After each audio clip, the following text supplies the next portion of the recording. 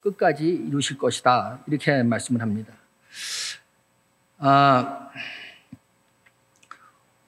오랜만에 서서 그런가요? 제가 하나님께서 오늘 말씀하신 것들을 보면 이거는 하나님의, 우리가 이제 신학적으로 얘기해서 하나님의 작정, 하나님의 뜻을 작정이라고 하고 하나님이 이루신다는 것을 섭리라고 얘기를 합니다. 그러니까 하나님이 이루신, 스스로 만드신 뜻을 절대로 들이키지 않으실 거라는 것이 오늘 욥의 고백입니다. 그렇다면 우리가 무엇을 알아야겠습니까? 하나님이 말씀하시는 하나님의 작정이라는 게 과연 무엇이고, 하나님은 이 뜻을 언제 세우셨으며, 그리고 하나님께서는 이 뜻을 정말 변함없이, 한 톨의 변함도 없이 세우신 뜻 그대로 우리에게 적용하시는가, 그리고 그것을 이행해 나가시는가 하는 것을 오늘 살펴보려고 합니다. 그랬을 때 과연 성도인 우리는 어디서 그 은혜를 받고 하나님을 의지할 수 있는가 하는 것들을 살펴보려고 하는데, 이 주제가 사실은 이렇게 짧은 시간 내에 다 설명할 수는 없는 거지만 최선을 다해서 여러분하고 한번 같이 우리 하나님이 어떤 분이신가, 하나님의 작정이 어떤 거를 알아보는 그런 시간이 됐으면 좋겠습니다. 먼저 창조전에 하나님께서는, 삼위 하나님께서는 스스로 만족하시고 행복하시고 충족하신 분입니다. 그분에게는 애초에 어떤 창조물이나 창조세계가 사실 필요하지 않았어요. 그럼에도 불구하고 하나님께서는 하나님의 그 선하신 뜻으로 이 세상을 만드시고 인간을 지으시고 이 피조세계를 기쁜 마음으로 지으시기를 작정하십니다. 그리고 하나님이 그 피조물로 인하여 어떤 영광을 받으시는 것도 아니고 하나님 스스로 영화로우신 분이기 때문에 하나님께서 이 선한 피조물, 특히 인간들을 지으시고 우리를 통해서 우리를 행복하게 하시며 또 창조하시기를 기뻐하셨습니다. 물론 하나님께서 인간을 만드신 목적이 하나님의 영광 받으시는 것이 있습니다만 하나님 스스로도 충분히 영광스러우신 분입니다. 그렇게 작정하신 때가 언제냐 하면 창조 이전이라고 성경은 얘기를 합니다.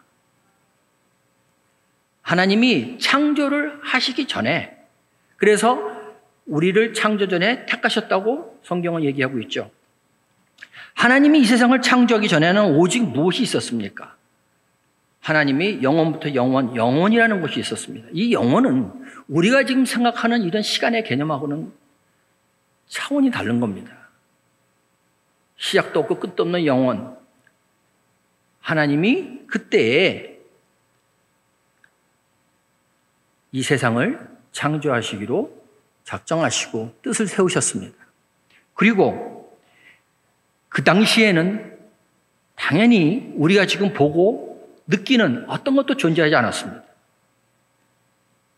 그렇지만 하나님께서는 내가 이 세상을 창조하리라 작정하셨고, 또한 그 만드신 이 피조물들을, 우리를 포함하여 이 모든 세계를 만드시는 것으로만 끝나는 게 아니라 스스로 다스리고 끝까지 유지하시기로 작정하셨습니다. 그래서 지금 이 피조 세계가 움직이고 있는 겁니다. 하나님이 안 계시면, 하나님이 지금도 간섭하고 계시지 않으면 현재 우주와 또 우리가 보는 모든 세계와 우리가 살아가는 것들, 우리의 존재와 본성은 유지가 될 수 없습니다. 지금도 하나님이 보이지 않는 손으로 우리를 잡고 계시기 때문에 우리가 숨 쉴 수 있고 이 세상이 질서 있게 돌아가는 겁니다. 여러분들도 가끔 가다가 보시면 알겠지만 우주에 뭐 각도가 조금만 흐트러지고 조금만 뭐 위성이 와서 행성이 부닥치면 지구가 망한다 하는 것들 많이 들어보셨을 겁니다. 지금도 이 우주는 질서 있게 하나님 손에서 돌아가고 있고, 해는 아침에 뜨고 저녁에 지며 우리는 숨 쉬며 살아갈 수 있는 것이 모두가 다 하나님이 우리를 붙잡고 계시기 때문입니다. 성경에도 그러한 그 고백이 수도 없이 나옵니다.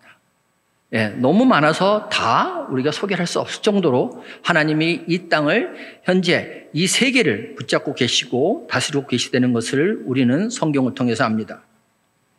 그리고 하나님께서는 이 창조 세계를 만드실 때 어디까지 작정을 하셨냐면, 물론 계획을 세우시고 작정하셨냐면, 언제 어디서 어떻게 어떤 본성으로 각각의 피조물이 존재할지를, 그 다음에 그 피조물이 무엇을 하며 하나님이 만드신 피조 세계인 이 시간 속에서 일어나는 모든 사건을 어떻게 겪을 것이며 어떤 장소와 실행 수단 과정, 발생하는 환경의 모든 것을 하나님은 영원히 계획하고 작정하셨습니다. 그렇기 때문에 하나님이 영혼 가운데 작정하셨다는 것은 시간 안에 우리가 살고 있지만 하나님이 작정하신 뜻 안에 우리가 있고, 이것은 결코 변할 수가 없다는 것을 말하고 있는 겁니다. 우리는 어떤 일을 결정할 때 우리에게 주어지는 환경이나 우리가 살아온 경험 또는 그 외부의 또 우리의 능력, 이런 것들에서 반응해서 우리가 할 수 있는 일을 계획하고 진행해 나갑니다. 또 그 과정에는 우리가 생각하지 않았던 것들을 닥치면 변경하기도 하고 우리는 뜻을 자주 바꿉니다. 하지만 하나님께서 영혼 안에서 태초에 이전에 모든 것을 작정하실 때는 그런 환경에 영향도 받으시지 않으셨고, 하나님 스스로 모든 것을 계획하시고 정하심으로 그 하나님의 계획은 절대 변할 수가 없다는 것입니다. 하나님은 무엇에도 어떤 누구에게도, 물론 아무것도 없었죠, 영향을 받지 않으신 하나님 스스로의 그 계획과 능력으로 이 모든 것을 작정하셨다는 것입니다.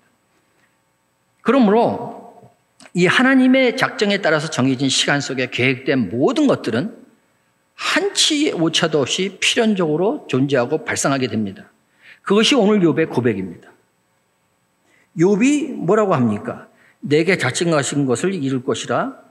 또 이런 일이 많이 있다. 욥은 하나님의 사람입니다. 하나님 앞에 정말 성실하게끔 하나님을 대했고, 그러나 지금 욥이 시험 가운데 처하면서 기도 가운데 하나님과 씨름하면서 하나님께 원망도 하면서, 그러나 하나님의 뜻을 따르겠다는 고백을 지금 하고 있습니다. 그렇다고 해서 욥이 여기서 하나님 뜻을 따른다고 해서 내 고통이 없어지는 건 아닙니다.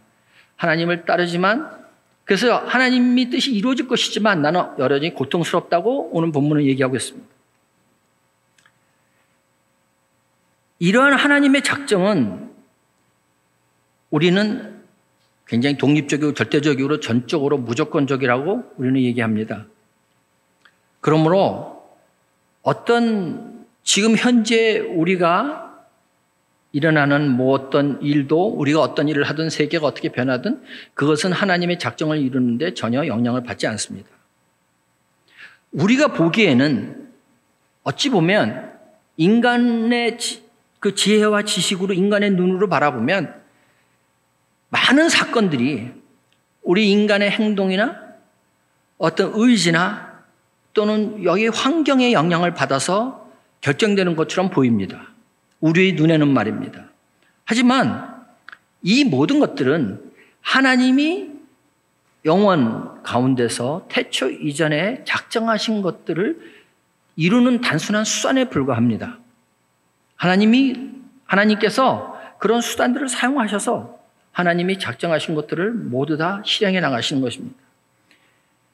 그러므로 우리 피조물, 인간을 포함한 이 모든 우주 세계는 하나님으로부터 떨어져서 독립적으로 기능할 수가 없습니다. 아까도 말씀드렸지만 하나님의 영향과 통치를 벗어나서는 아무것도 할 수가 없습니다. 그런데 믿지 않는, 하나님을 모르는 사람은 하나님 없이 세상이 돌아간다고 생각을 합니다. 그래서 유물론자들은 그 물질, 또 많은 하나님을 모르는 백성들은 하나님하고 관계없이 세상이 돌아간다고 생각을 합니다. 하지만 우리는 하나님이 계심으로 우리가 존재한다는 것을 압니다. 그런데 이것은 제가 이따가 말씀드리겠지만 굉장히 우리한테는 중요한 문제입니다. 또한 하나님이 모든 것을 작정하셨고 또 모든 일어나는 수단을 사용하셔서 하나님이 작정하신 것을 실행하신다고 해서 우리 인간이 로봇이라는 얘기는 절대 아닙니다. 우리 인간이 우리의 의지를 가지고 자유롭게 행사하지 못한다는 뜻은 결단코 아닙니다. 이것은 굉장히 사실은 설명하기 어려운 문제지만 우리 인간은 인간대로 우리의 의지를 가지고 우리가 원하는 대로 행동을 합니다. 물론 믿는 사람들은 하나님께 기도하고 묻고 여러 가지 하나님의 말씀대로 따라 살라고 행동을 하지만 우리는 우리의 경험과 지식을 가지고 그 지식에 근거해서 내 감정이 움직이는 대로 우리는 행동을 합니다. 그것이 우리는 스스로 우리가 결정을 가지고 나의 인격체로서 내가 책임을 지고 하는 행동을 하는 겁니다. 그런데 우리는 어떤 의지를 가지고 내가 결정을 하려면 아무것도 없는데서 결정하는 게 아니라 내가 지금까지 세상을 살아오면서 알았던 지식과 주위 환경과 그런 것들이 나한테 미치는 영향을 많이 받아서 결정을 하게 됩니다.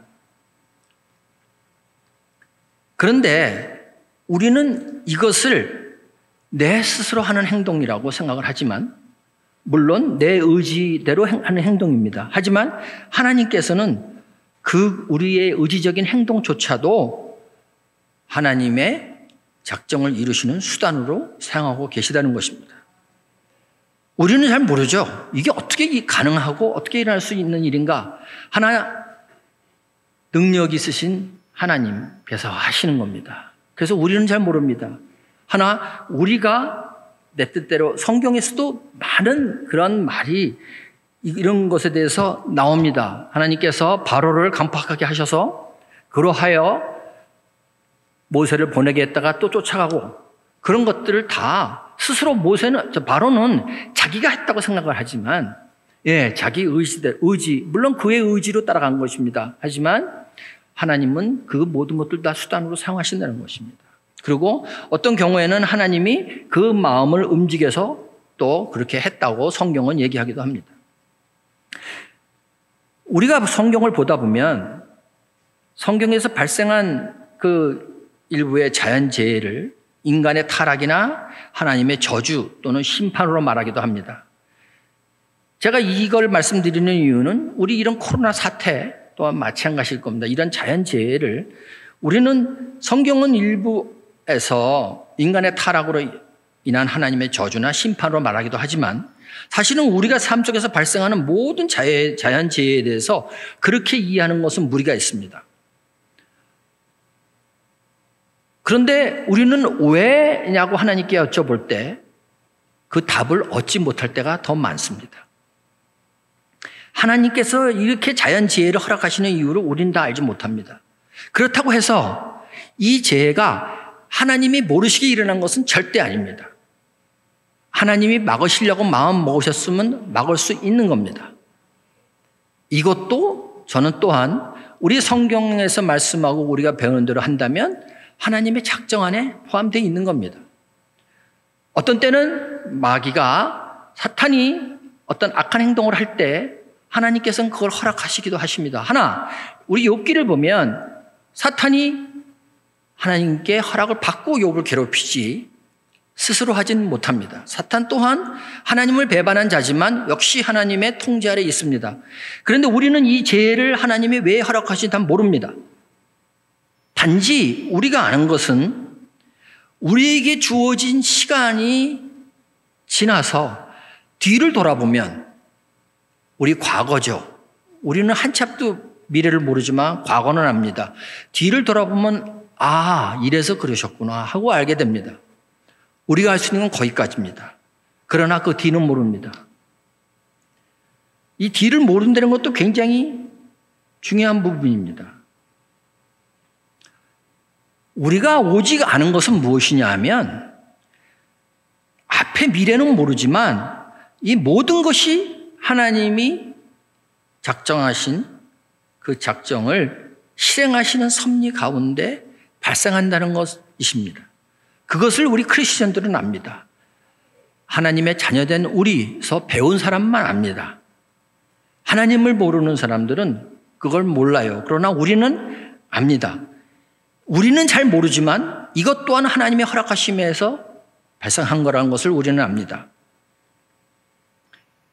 그리고 우리는 이게 하나님께서 작정하시고 하나님이 이 만물을 지금 끌어가시면서 하나님이 이런 일을 허락하시고 하는 것은 하나님의 지혜와 의지가 동반된 건데 하나님이 왜 이런 일을 허락하셨을까 하고 우리는 거기에서 굉장히 하나님께 뜻을 묻기도 하고 하나님 이걸 멈춰주세요 하고 기도하기도 하고 하지만 그 모든 것은 하나님 손안에 있음을 우리는 인정할 수밖에 없는 겁니다. 그렇다고 이 세상에서 발생하는 모든 사건들, 전쟁이나 약탈이나 이런 것도 하나님이 허락하셨기 때문에 작정하는데 일어난다고 해서 이것이 결코 하나님의 책임이라고 우리는 말할 수 없습니다. 인간이 잘못된 결정과 행위가 하나님이 사용하시는 수단으로 사용이 되기 때문에 인간이 누구를 죽이거나 나쁜 짓을 하거나 도둑질을 하거나 남을 해치는 그런 것들을 해치고 나서 이것도 하나님의 작정 안에 있는 것 아닙니까? 하고 말은 할 수 있겠으나 물론 그것도 하나님의 작정 안에 있는 겁니다. 하지만 인간의 책임을 감수하거나 그래서 너는 죄 없고 그런 말은 절대 통하지가 않습니다. 인간은 스스로 자기의 행동에 책임을 진다고 성경은 지금 말하고 있습니다. 사실 그래서 이 하나님의 작정과 섭리가 한쪽 면만 보면 쉬운 거지만 인간의 그 의지를 가지고 하는 행동과 이게 같이 믹스가 될 때는 사실 어찌 보면 이해하기가 어려운 면도 있겠으나 우리가 쉽게 생각해야 됩니다. 일단 세상은 하나님의 작정 가운데 흘러가고 하나님이 작정하신 것대로 실행되고 있다는 것입니다. 하나님의 뜻대로 다스려질 겁니다. 그런데 일반적으로 하나님께서는 사람을 수단으로 붙들어 두시고 이 모든 것을 그 인간의 행위야 어떤 수단을 통해서 많이 실행을 하고 계십니다. 예를 들어보죠. 하나님 앞에서 불경건한 농부가, 하나님을 모르는 농부가 열심히 씨를 뿌리고 땅을 가꿉니다. 하나님은 악인의 밭에도 또 의인의 밭에도 똑같이 비를 내리시고 또 해를 비춰줍니다. 그래서 그는 자기가 노력한 만큼의 수확을 얻을 것입니다.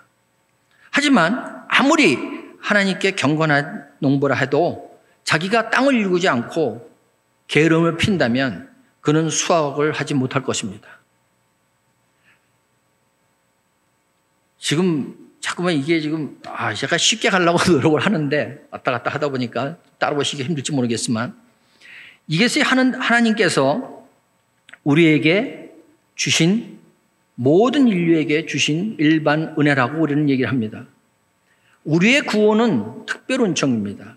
모든 사람이 이 지구에서 창조 세계에 살아갈 때 하나님께서는 그 일반 은혜를 주셨고 모든 믿는 자나 안 믿는 자나 모두가 동일하게 그 은혜를 받고 있습니다.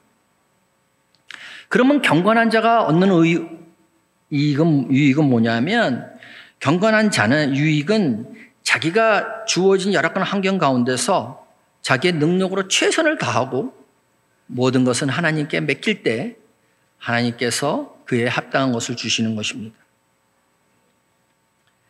우리가 정말로 하나님을 믿는 사람이라면 무엇에서 자유로워져야 됩니까?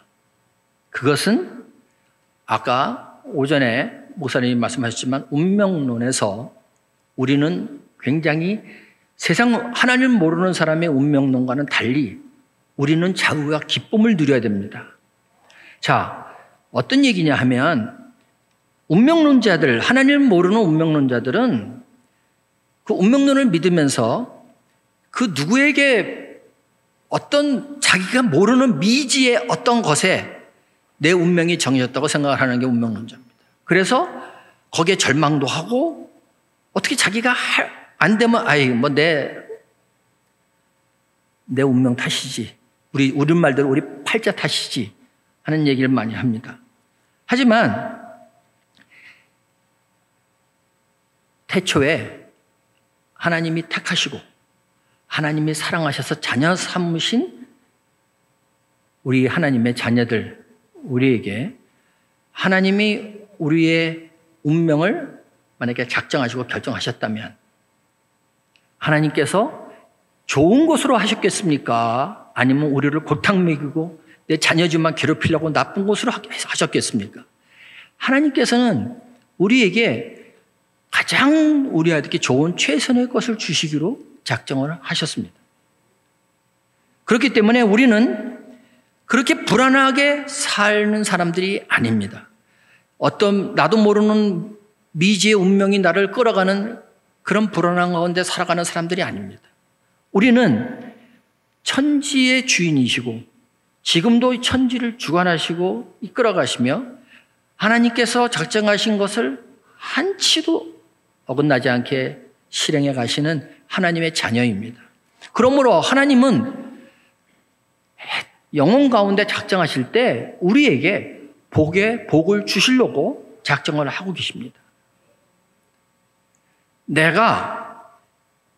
그래서 걱정을 할 필요가 없는 겁니다. 우리 미래를, 그래서 예수님께서 우리 보고 염려하지 말라고 하셨어요. 우리는 미래를 걱정할 필요가 없는 사람들입니다. 단지 내가 원하는 미래와 내가 원하는 것과 하나님이 주시는 것이 좀 다를 수 있어요. 그거는 우리 다 인정을 합니다. 그러나 지금 내가 하나님께 달라고 매달리고 하나님 나 이게 필요합니다 하고 얘기했는데 하나님이 주신 것이 나한테 좀 만족하지 못하더라도 우리가 5년, 10년의 시간이 흐른 후에 뒤를 돌아보면 하나님이 그때 주신 게 정말 좋은 거였구나 하는 고백을 우리는 하게 됩니다. 저도 그런 경험이 굉장히 많습니다. 왜 지금 내가 달랐는데 이걸 안 주시고 왜 엉뚱한 걸 주셔가지고 하고 하나님께 좀 짜증도 날 때도 있었고 원망 아닌 원망 비스름한 걸 할 때도 있었습니다.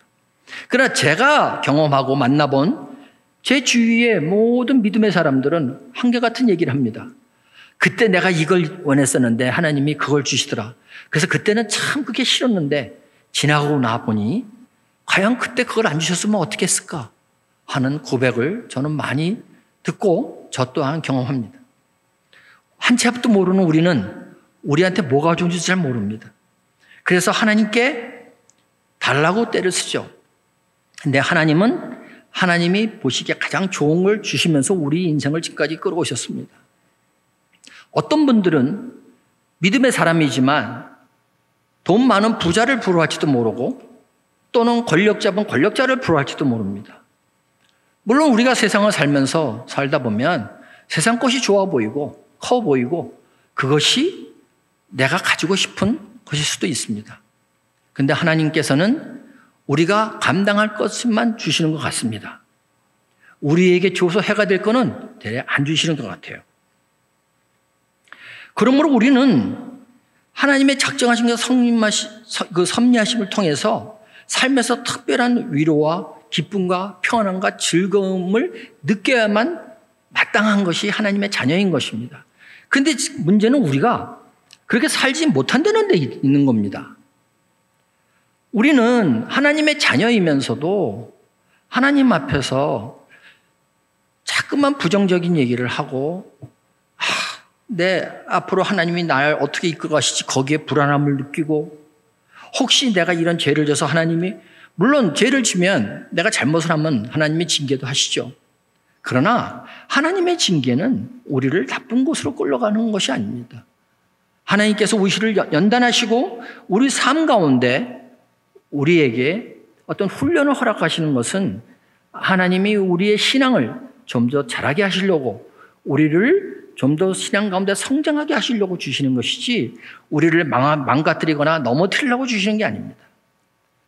그러니 우리는 어떠한 환난이 오고 어떤 힘듦을 다쳐도 사실 하나님 앞에서 그것에도 감사하며 단지 하나님 나에게 이걸 이길 힘을 주십시오 하고 기도해야 됩니다.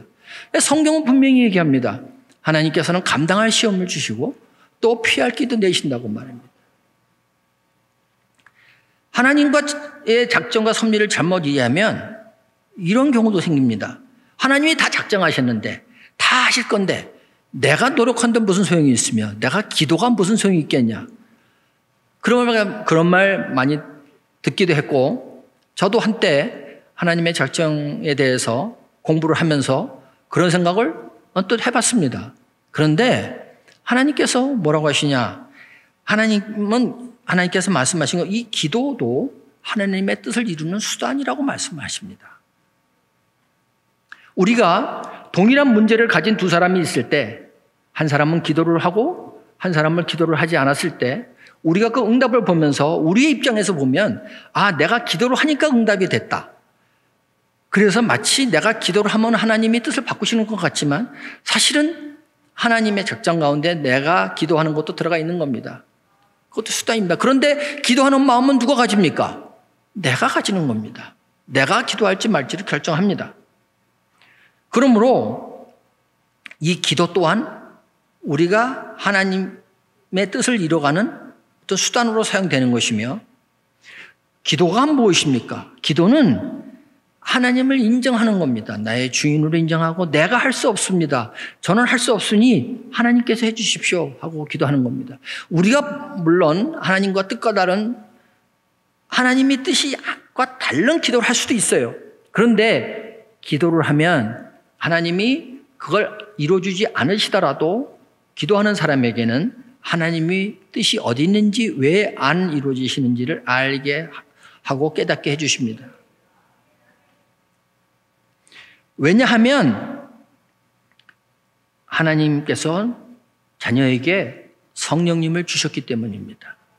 성령님이 우리와 함께 하시며 매 순간 우리가 기도 가운데 나아갈 때 하나님의 뜻을 우리에게 인도하시고 가르쳐 주십니다. 물론 어떤 분들 같이 이렇게 이게 맞다 저게 맞다 들려주시지 경우는 아니더라도 하나님께서 인도하십니다. 그리고 우리가 기도하면서 내 발걸음을 내딛었으면 그것이 내가 좀 잘못 간다 하더라도 하나님은 그걸 다 합하여 선을 이루어주시는 분입니다. 왜냐하면 성령님께서는 하나님이시기 때문에 하나님 마음을 잘 아신다고 우리 고린도전서에서 얘기를 하고 있고요. 또 우리가 기도하면 성령께서 영적인 것을 분별하게끔 가르쳐 주시는 것입니다. 우리는 그러므로 우리가 원하는 대로 우리의 욕망대로 우리의 소유욕과 권세욕과 이런 것들 우리 자만과 탐욕과 그런 것들을 우리는 원하지만 왜냐하면 하나님의 자녀라고 해서 고상한 것만 원하는 게 아니에요. 왜냐하면 우리는 세상에 살고 있고 우리가 비록 도둑질 안 하고 남을 속이지는 않지만 우리도 열심히 일을 해서 우리 가족을 풍요롭게 하고 우리가 여러 가지 귀하고 싶은 게 많고 또 좋은 것도 가지고 싶은 욕심이 있기 때문에 우리 또한 세상 사람들과 어떤 면에서는 같은 욕심을 가지고 있을지 모릅니다. 또 그게 비정상은 아닙니다. 그런데 우리는 이런 고백을 합니다. 살아도 주를 위해 살고 죽어도 주를 위해 죽는다고 말합니다. 그래서 우리는 사나 죽으나 주의 것이라고 고백을 하는 사람들입니다. 그래서 우리의 인생은 우리가 주인이 아니고 우리 주님이 주인이십니다. 우리는 그거로 고백하는 사람들입니다. 그렇기 때문에 우리가 지금 이 세상을 살면서 비록 구원받고 하나님의 자녀가 됐지만 우리 안에 있는 죄성 가운데 우리는 항상 싸우면서 살아가는 사람이죠. 오늘 제가 드리는 말씀이 좀 제가 생각해도 좀 왔다 갔다 했습니다. 근데 이 큰 거를 줄여서 지금 하려고 하니까 이랬는데 제가 아주 쉽게 다시 한번 좀 결론을 내고 말씀을 맺으려고 합니다. 우리는 사실 육신을 입고 세상을 살아가면서 하나님께 구원받았지만 아직도 완전히 영화된 상태가 아닙니다. 그래서 우리에게는 죄성이 남아있고 우리 안에서 항상 싸움이 일어나고 있습니다. 그러다 보니까 우리가 주님을 믿는다고 하고 하나님을 의지한다고 하고 하나님이 나한테 주신 것이 가장 좋은 것이라고 배우고 입으로 말하고, 네, 교사 선생님들은 우리 어린아이들을 그렇게 가르치고, 목사된 저는 설교단에서 얘기를 하지만 저 자신 또한 어떤 세상에 큰일이 닥치거나 환란이 오면 덜컥 겁부터 납니다. 가장 처음에 겁도 나고 이거 해결해서 누가 없을까? 좌우를 둘러보게 됩니다. 그러나 하나님께서는 믿는 사람에게 그런 세상에 의지하는 것을 허락하시지 않습니다. 그래서 성경에도 보면 우리의 신앙의 선배들은 세상의 모든 우겨싸움을 당할 때 하늘만 바라봅니다. 우리 또한 그러다가 이렇게 얘기합니다. 내 자신에게, 야, 내가 믿는 사람인데 내가 하나님을 의지한다고 하면서 이까지 일을 닥쳤다고 겁만 내고 덜덜 떨며 염려하며 하나님께 기도하지 않고 세상적인 방법으로 해결하려고 하는구나 하고 돌이켜서 다시 주님께 무릎 꿇고 나를 살려주십시오. 주님 외에는 내가 갈 곳이 없습니다 하는 고백을 합니다. 누구나 다 한 번쯤 방황하고 돌아옵니다. 근데 진짜 믿음이 좋으신 분들은 닥치자마자 바로 무릎 꿇고 하나님만 바라보시겠죠. 근데 저도 믿음이 약해서인지 이 간혹 그런 일이 닥치거나 무슨 일이 생기면 일단 세상적인 방법부터 한번 돌아보고 그 다음에 야, 내가 목사인데 그래도 이건 아니지 하고 하나님 죄송합니다 그러고 무릎 꿇고 하나님께 기도합니다. 우리는 완벽할 수가 없어요. 그래서 우리에게 어려움이 닥치면 하나님께 나가서 울부짖으며 기도해야 합니다. 우리가 어려움에 닥쳤을 때 하나님 앞에서 점잠 떠는 거, 그거 하나님이 보시기에 위선이라고 생각하실 겁니다. 힘들면 힘들다고 하나님께 울부짖어야 되고, 어려움은 어렵다고 하나님께 말씀하십시오. 하나님 나 정말 힘들어 죽겠습니다. 하나님 정말 이러실 겁니까? 왜 나한테 이러십니까? 그러나 우리 마지막은 항상 똑같을 겁니다. 예수께서 이 잔을 나에게서 옮기셔서 하시고, 그러나 내 뜻대로 마시고 하나님 아버지 뜻대로 하옵소서 하신 것 같이 우리도 또한 그렇게 원망하고 하나님께 부르짖기도 하지만 결국은 하나님 뜻이 무엇인지 알기 원합니다. 제가 순종하기 원합니다 하는 자세로 다 같이 나갈 겁니다. 그게 진정한 신자의 모습입니다. 하지만 어떠한 경우에도 신자는 어떠한 고통 속에도 어떠한 어려움이 나한테 지금 닥친다 하더라도 절대 절망하지 않습니다. 이렇게 우리에게 어려운 일이 닥치고 이런 코로나 바이러스 때문에 지금 어려움에 닥친 분들도 많이 계실 거예요. 또 코로나 바이러스뿐만 아니라 어떠한 경우에도 이 세상이 나를 힘들게 할 때가, 우리를 힘들게 할 때가 많이 있습니다. 하나, 그럴 때 우리가 기억해야 되는 것이 무엇입니까? 우리가 기억해야 되는 것은 하나님이 내 아버지시라는 겁니다. 오늘 다 잃어버려도 좋으신데 이것만 기억하십시오. 이 세상을 창조하기 전에 영원 가운데서 다른 분 생각하지 말고 본인만 생각하세요. 하나님이 나를 아신다고 했다. 내 이름을 부르셨고 나를 택하셔서 자녀 삼으셨다. 아버지와 나는 하나님이 내 아버지시다.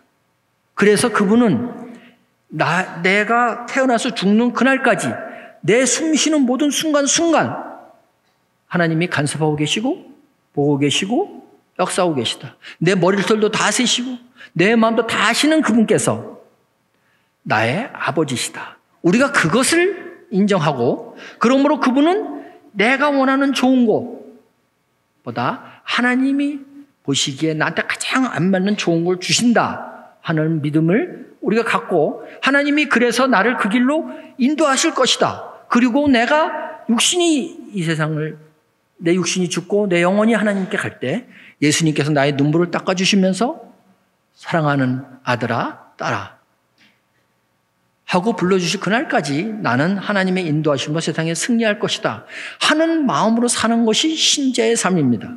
그렇기 때문에 항상 기뻐하고 하나님 주신 모든 것에 범사에 감사하며 매 순간 기도하는 것이 하나님의 뜻이라고 성경은 우리에게 얘기하고 있습니다. 아무리 어려움이 닥쳐도 절망하지 마십시오. 하나님의 자녀는 절망하지 않습니다. 왜냐하면 어떤 분도 아닌 하나님께서 나의 운명을 잡고 계시고 나의 미래를 인도하시고 나의 길을 다 예배해 놓으셨습니다. 내가 보기에는 작아 보이고 내가 보기에는 왜 나는 저 사람만큼 부자이지 않고 저 사람만큼 키도 안 크고 저 사람만큼 잘생기지 못했고 뭐 가진 게 없다 할지 모르나 하나님께서는 우리에게 주신 것이 우리에게 가장 최선이라고 말씀하시고 그것이 가장 좋은 걸 주셨다고 성경은 수차례 우리에게 증거하고 있고 말씀하고 있습니다.